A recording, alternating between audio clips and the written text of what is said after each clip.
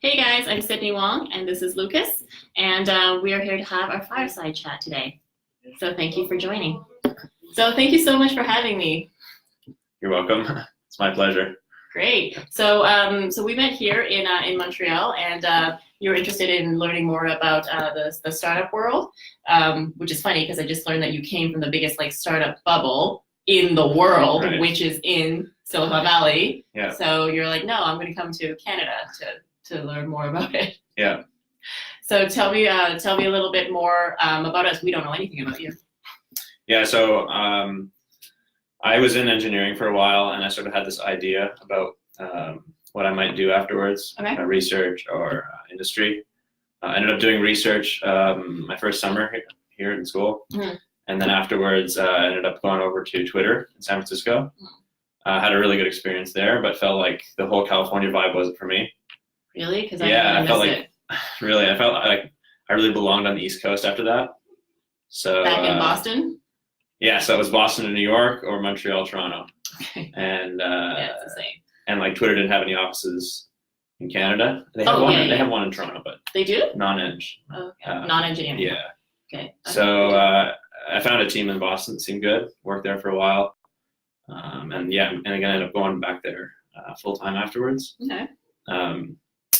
And so the one thing that I haven't tried is sort of the startup world. I've done the research and the engineering, and I met some people who ended up going that route, but a lot of them are sort of the things they talk about are often very specific to what they're working on. Okay. And I've never really talked to somebody who sort of has a more broad view of what goes on with funding, with stories about startups where they've gone at it for a while, a couple of years. A lot of the people I know are pretty fresh in it. Okay. And maybe have gotten funding, maybe haven't, but they Yeah. haven't sort of gone more long term.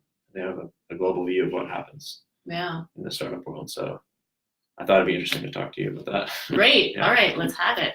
Yeah. So, one of the first things is when you go into a startup, you go into it with a certain mindset. When I go into a startup. Like Oh, when I no, go I'm into the talking first time? in general. Oh, in general, okay. So let's say I wanted to do a startup. I'd probably go into it with a certain mindset, certain Yeah. set of expectations. Right. About what's going to happen, what I'm going to get from it. And, what do you think are the main misconceptions with that, or maybe mindsets that people go in with? So as an engineer, I'm not sure if you know this about you guys, but everything costs twice as much and 3 times as long to make. Yeah. So I don't know why that is, but that is probably the most frustrating thing, Right, yeah. is that it takes so long and it costs so much more. So that's a huge misconception that anything's going to be at budget, because it wasn't. And then even though we are starting, especially in San Francisco, where they were doing the whole fail fast thing, test and keep failing. Right. It's hard for humans to fail.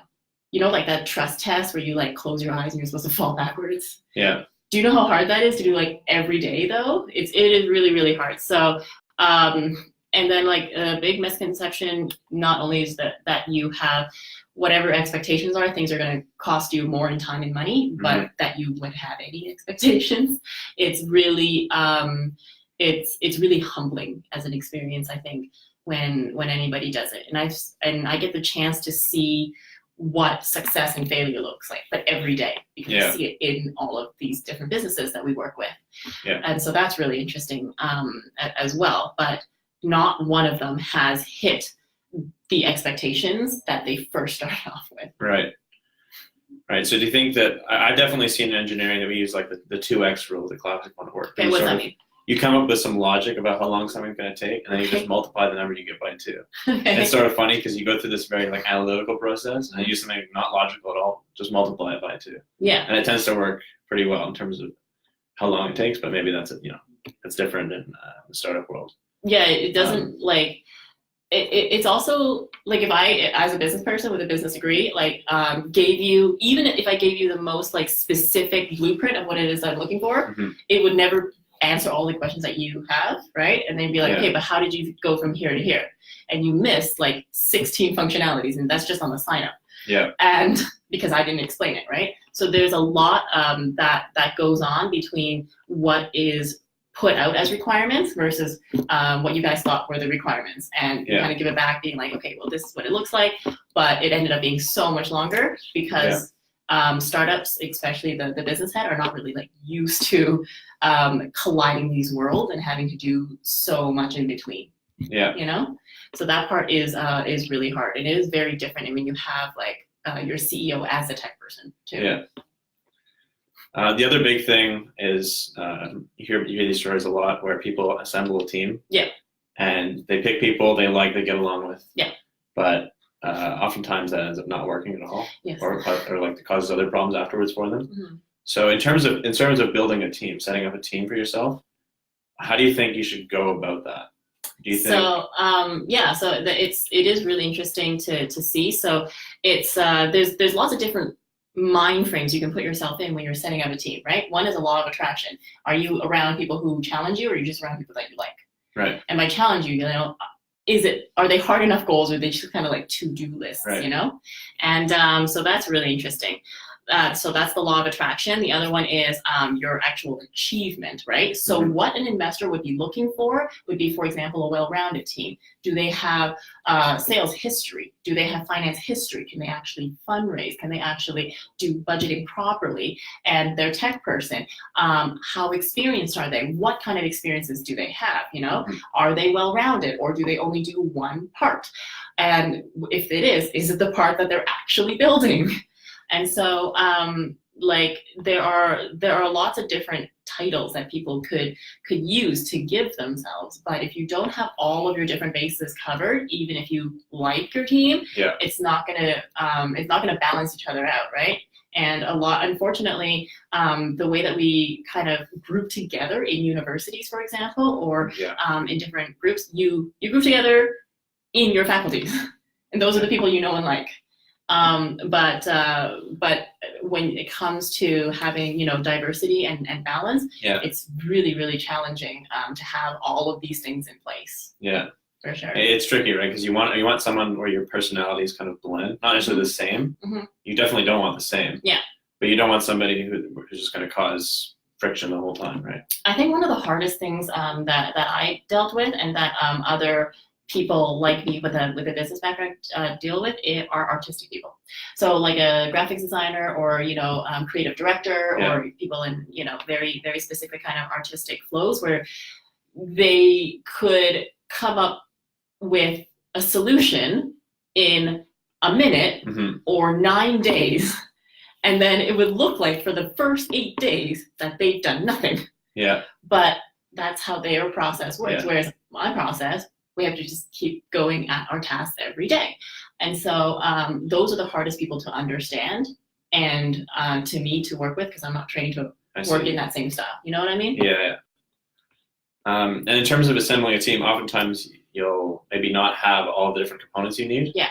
And so maybe like even before you go to funding, I don't know what this looks like in practice, but you maybe want to go to someone for guidance in general about your company, and maybe also somebody who can hook you up with different people before.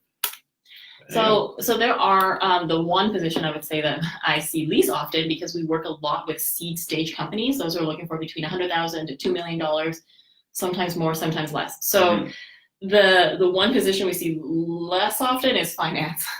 So, which is kind of weird, because you think that's the reason to make money, right? They're all in investment banking, or what? No. Yeah. So when I finished my business degree, we were like never encouraged to go into startup, because like nobody with a business degree went into startup. It was just like a thing at this time, and then do it. Yeah. And so, but unfortunately, that was the one position that seemed to consistently be super important to all the investors. If you don't have a finance person, you don't have somebody to provide all the documents that they need in order to start their due diligence. So it doesn't matter how great your product is. If it can't sell, you're not really making a business. Yeah. But if you can't fund it, you're also not making a business.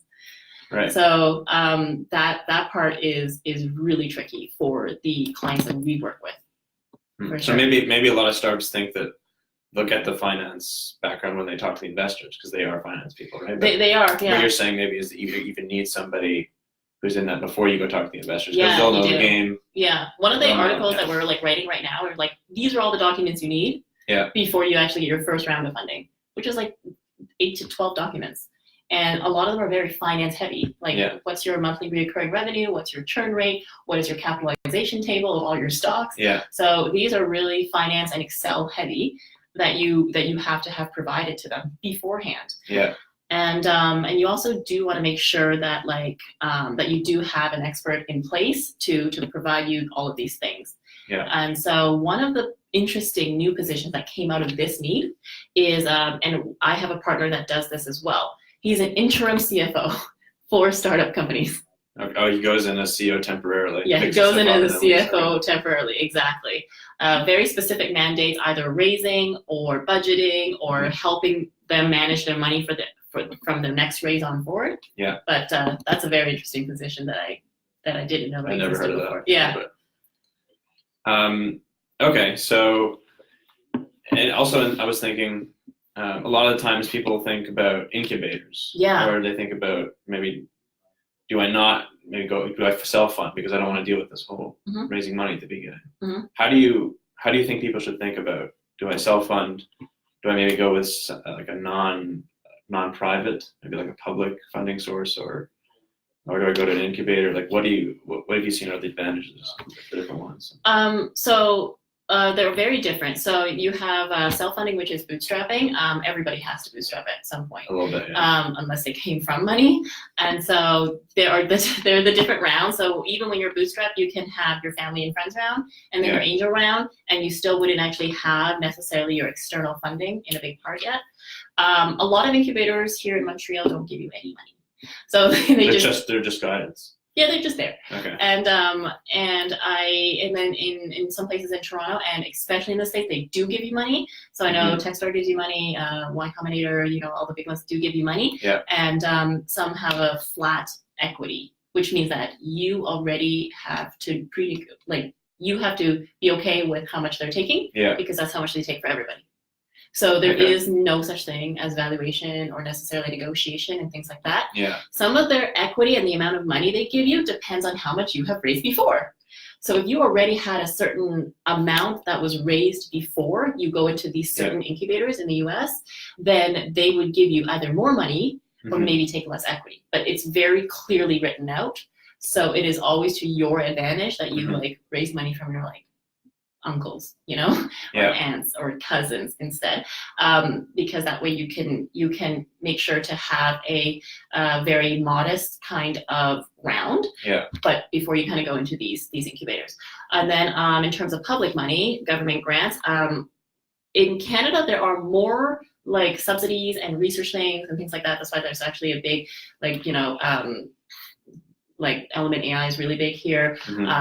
Video games is big here for a different reason, but there's a lot of money that goes into R&D and things like that. But in terms of like straight grants with like no strings attached, it goes up to, I know this, $19,000. Oh, that's it. Wow. That's it. I would think maybe for like clean tech or some other specific domains, there might be more money for stuff. But no, they have them in sometimes competitions, but they're very, it's very time consuming to do competitions too. So we had a great startup that was one of our first testers on our platform, and they were out in Vancouver. They were in a really big competition. I think they won something like $50,000, but they took 14 weeks to do it. So if you think about a regular person's salary, you got to weigh your pros and cons, your time versus how much you might win. It's a might win too. They had to pitch like 12 times. Yeah, it doesn't sound like the main win was the money. It sounds like the main win was just the win. Yeah, it's just the win. Exactly. And it wasn't a consumer play. So none of their customers were in the audience anyway. Yeah. It wasn't a consumer play. If it was a consumer play, like if you were pitching Facebook or, Dropbox, that would be great because everybody would sign up. Yeah. So that's a different story. But yeah, so in terms of your other external funding for VCs and things like that, I think it's something like 1 to 5% or whatever of actual all startups actually get funding from VCs. So it's very low, but our mission is to bring that higher. Right. And do you think it's a little bit dangerous to go, as soon as you're partnered up with somebody who's funded you, their motivations may be different than yours? It could be. And, they may not have your back 100% depending on. It depends on the relationship. Right. And I think that when you agree on that day, let's say it's November 1st, that day you both mean it. Yeah. I'm sure that's true.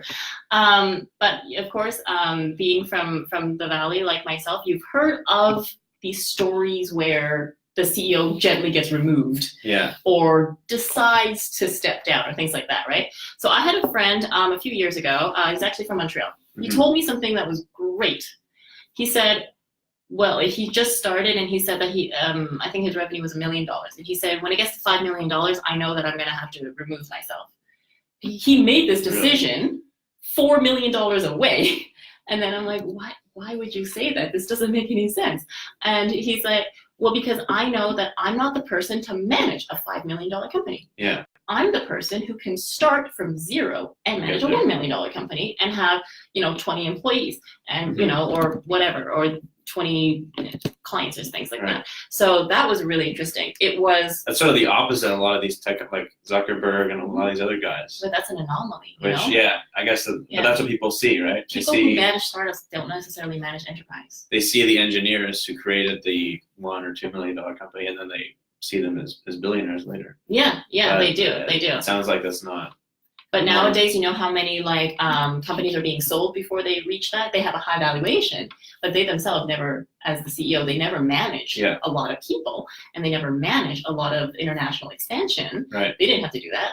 They just sold it. Yeah. And so it's all about your different experiences, right? Like you apply for jobs that you qualify for. No startup actually qualified to manage a $10 million company. They had to either get there or they will be replaced. Yeah. Right. So I talked about how I sort of felt like I was more of an East Coast guy after going to the West Coast. Have you noticed, and I can definitely tell that in the workplace, there's a difference too between West Coast culture and East Coast culture. Have you noticed a difference in the funding world between how things are done sort of in the West Coast versus? Well, why don't you tell me what you think the workplace culture is in when you're working on a day-to-day basis? I just feel like in general, people on the East Coast were more direct at work, whereas on the West Coast, you a lot of times get sort of vague answers. Like the West Coast, they almost have not answering your question. They almost have on the West Coast, there's almost a fake it till you make it attitude. Okay. Whereas I find on the East Coast, people are more direct, and I can see the fake it till you make it attitude being having benefits for a lot of things. Because sometimes you sort of need to put all the wires together, even though they're not really there, before you can get everybody committed. Right? But sometimes it also causes problems because there's miscommunication. Yeah. You're not being 100% transparent what you're saying. Okay. So I definitely noticed that versus East versus West Coast. People on the East Coast are a bit more laid back, but I don't know if I can generalize because my office on the East Coast was a smaller office, so I probably play that's down very to different. it. So it's hard to generalize, but I definitely, the cultures are different, so you do see different stuff, different behavior at work. I find that so I'm from the coast as well. I'm from actually the West Coast. Yeah. So Victoria, Vancouver, and so Vancouver and San Francisco have amongst the worst places to live, right? Because they have super high rents. Yeah. And oddly enough, you don't find as many people complaining about it as you think they would. I think people would complain about it all the time, but they don't. And they need to have super inflated salaries for each of their positions. And their salaries may not ever match their rent and things like that. Right. And then in the East Coast, and I have not raised a lot in Boston and New York. So it's mostly Toronto, Montreal. Yeah. And so in Canada, especially, definitely the BDC report came out that, in our major cities, which were in Montreal and Toronto, the raises were a lot smaller. The raises were really small. Yeah. And that also hindered the fact that a lot of the startups didn't get to Series B and C and D because the raises were so competitive for Series A that they actually didn't get that far. Like I said, I don't have the experience in New York and Boston to speak about that, but the raises in the West Coast were significantly larger at an earlier stage, which were more helpful to the startups. They are still the misconceived notion that people should move from one city to another, usually the Valley, when they think that you don't have to prove anything and they'll just write you checks for no reason. But as there are more startups that are growing, the supply and demand is definitely changing in all of these cities, and it's affecting it in all the same ways.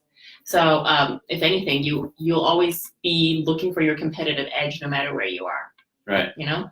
Yeah, I can imagine in Montreal especially be totally different because the living costs are so low here. The living costs are so low. Anybody who complains about it has not been anywhere else. Yeah, for sure. Toronto now is probably getting competitive even with the West Coast. Yes. Yeah, it is. But that's only because it's a popular city, right? Mm-hmm. So that makes a big difference as to why. So then there are also these other like funders that open up in like outskirts of outskirts of the big cities. So like the little towns outside Toronto. Yeah, because they get a tax subsidy for providing startup funding and for opening up offices and for providing like more jobs, things like that. So but do the startups actually start out there, or do people they have to move there? People move there from the big city to get the right. But they're moving there from the big city. Yeah, They're probably not year. People there starting startups. No, like people there, or like they moved there to start the not the accelerator, but the VC funds. And then with the tax subsidies and with all the government help, because it's like, yay, you're doing good things, they make the startups move there too. Yeah. Because they have to physically. Like what's an example of a town? Like, are you talking about maybe like Kingston or? No, I'm talking about like really small town. Even it's like half the size of Kingston. Okay. Yeah, Kingston. I don't. Are they usually near like colleges that are known for tech or? I was thinking Waterloo. Yeah, sometimes, but Waterloo's not one of them because of the city. It's like a big enough. Yeah. Okay. Yeah. But like. The town next to Waterloo would be one. Right. Yeah. So if you like, okay, you're going to make them kind of cross the bridge to do, so those are also becoming more and more of a popular trend too. It's also more affordable for the ventures funds to like make an entire co-working space just for their people. Mm-hmm. So that's a huge advantage for them too. So before getting into the startup world, you were in marketing for a while, right? I was in marketing automation, and so I was working on a system called Marketo and another one called Salesforce. And most of what we do is that we like make them sync, and then we like make little programs. So automation in general is just, it's really simple. You take anything that's like a human process, and then you create functions that just run on a schedule or cadence. And that's how we did it for marketing campaigns and newsletters and track different clicks. So a lot of what I did was just analyzing how users used our different clients stuff, and then helping them make decisions that way. And so this is relevant to startups in no way, because no startup can afford any of the things I just said, unfortunately. But having worked, so these are big companies you work for, I guess, or larger. Yeah, they were larger. And then before that, I worked for another American company called WebMD, which you probably know. We don't really have it big here. So I've only worked at like a big company, and I've always wondered sort of what the difference in lifestyle is when you're working to start, because the hours, I'm sure, are completely different. Yeah. The way you set up your social life is always completely different. Yeah. Because you probably have more of a social life at work, or you have more because you have a different responsibility to talk to many different types of people rather than just one team where probably everybody's pretty similar. Yeah. So as a founder and as an employee, it'd be very different too. Yeah. So from the perspective of like our employees, for example, we have a meeting every single day. So like Monday, Tuesday, Wednesday, Thursday, Friday. So weekdays, and then every 2 weeks on Friday we have a demo day. So each of these days we have a business meeting and we have a developers meeting. Yeah. So we would actually get to see the status reports for each of them. They only take like 15 minutes a day, so it's not super long. Right. The longest is maybe 40 minutes, depending on if they just have a lot of questions that day. But it's a chance for them to bounce ideas off each other, give each other feedback, and to also provide their general status of what's important that day, right? Yeah. Because a lot of goals are changing. And so I always explain that at the beginning, that like I might change, it might seem crazy that I would like change my mind often. It's not actually changing my mind. It's making decisions based off of information that's coming in or things that like, opportunities that come in. Like we were asked recently to be in a book called Innovate Montreal. Okay. So this book then requires photo shoot shots, a blog, different things and different links. So then I had to kind of get that together or ask somebody to get that together. But these things they just kind of roll about, right? Mm-hmm. And you never know what's coming. What's interesting about working in a startup, no matter if it's coming from your employees or coming from other people in the community, you'll never know the difference between an opportunity and a distraction until you've done it. And then you're either going to be happy with the results or you're going to be really upset with the results. Working in a regular workplace, I would say I definitely have more time there because I was a regular employee, and working in mostly, like, let's say smaller companies would be 30 people or less. Yeah. You get to know each other more, and you have many more opportunities for different events and employee appreciations, and like also being in an office every day.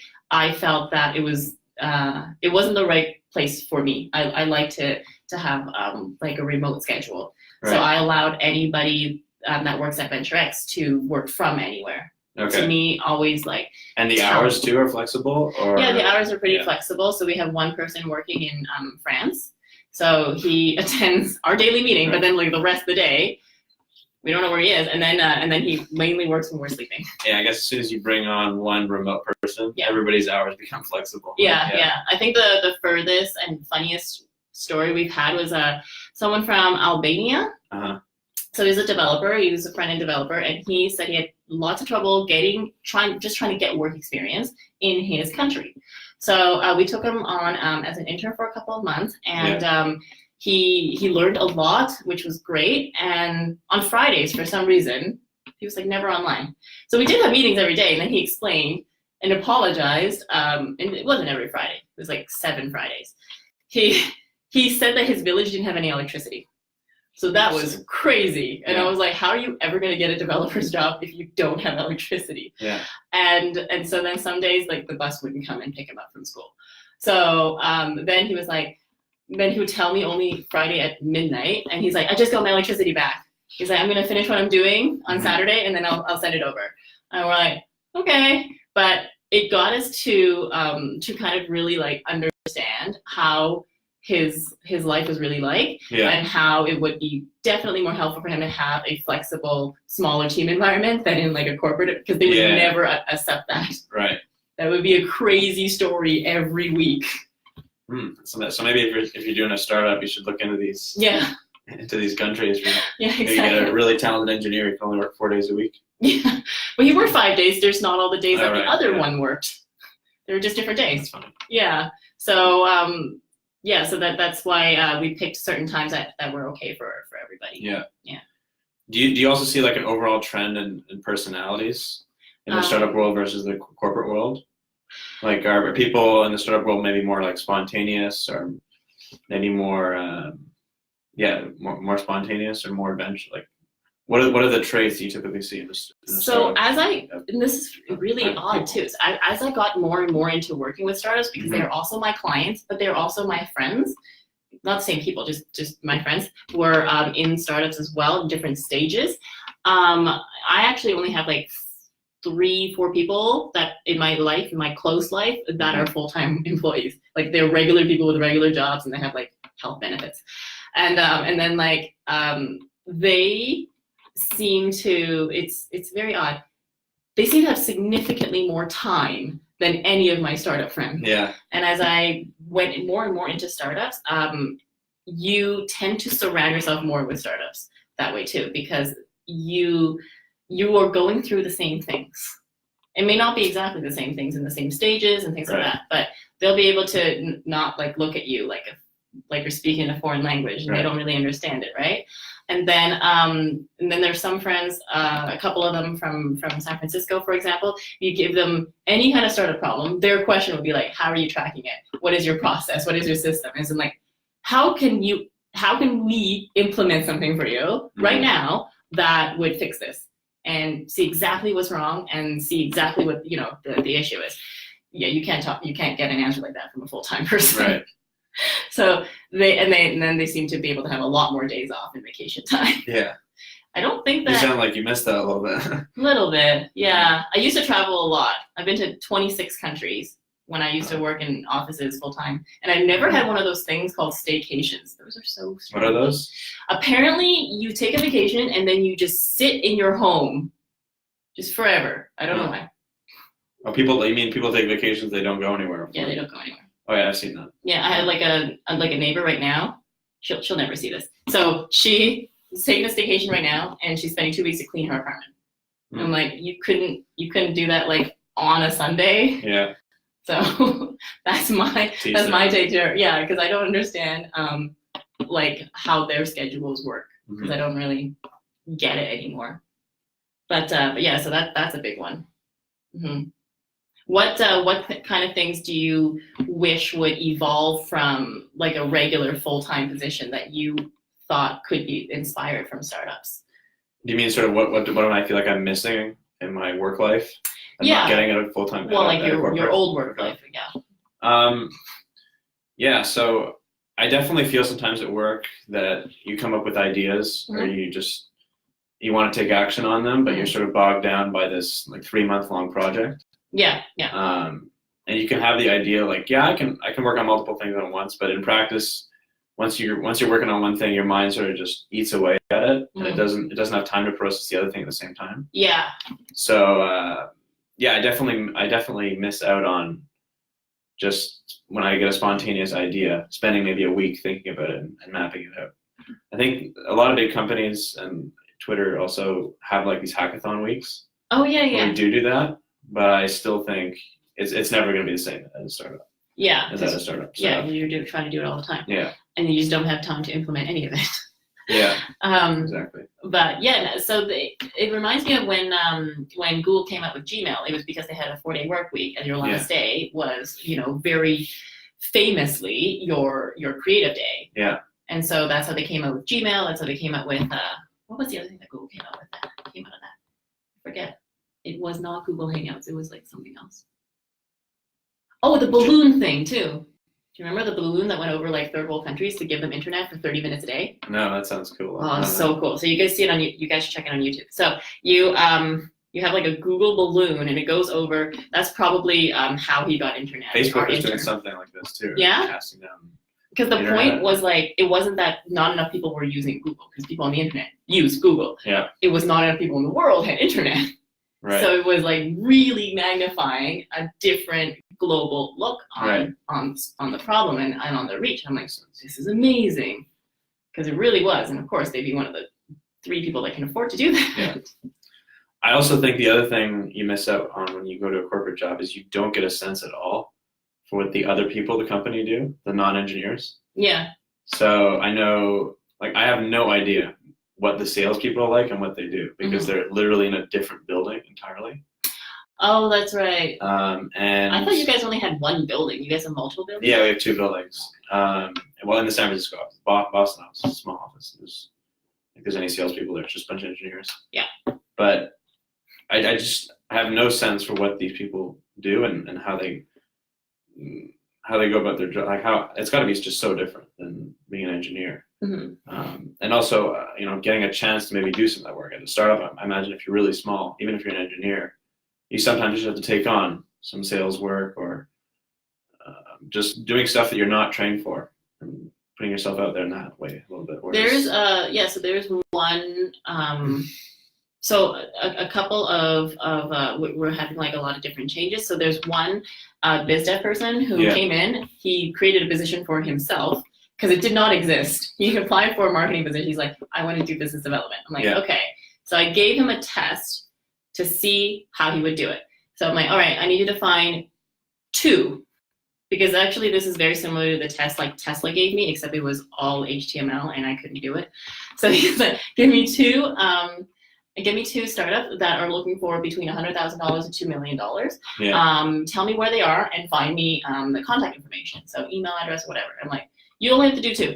And you have to do it in 24 hours. Yeah. So he created a file to do it exactly where he was. So he posted himself as an investor on this like investing platform. It was really funny. So I was laughing when I saw this, because I'm like, this is not what I thought he was going to do. I didn't think he was going to impersonate an investor. Yeah. So it was just a test though, but he did pass the test. And it was that kind of thing that shows you really were thinking outside the box, right? Yeah. Because he didn't just go ask 2 friends or post on Facebook, which is what I think a lot of people would have done, and then have people like reply.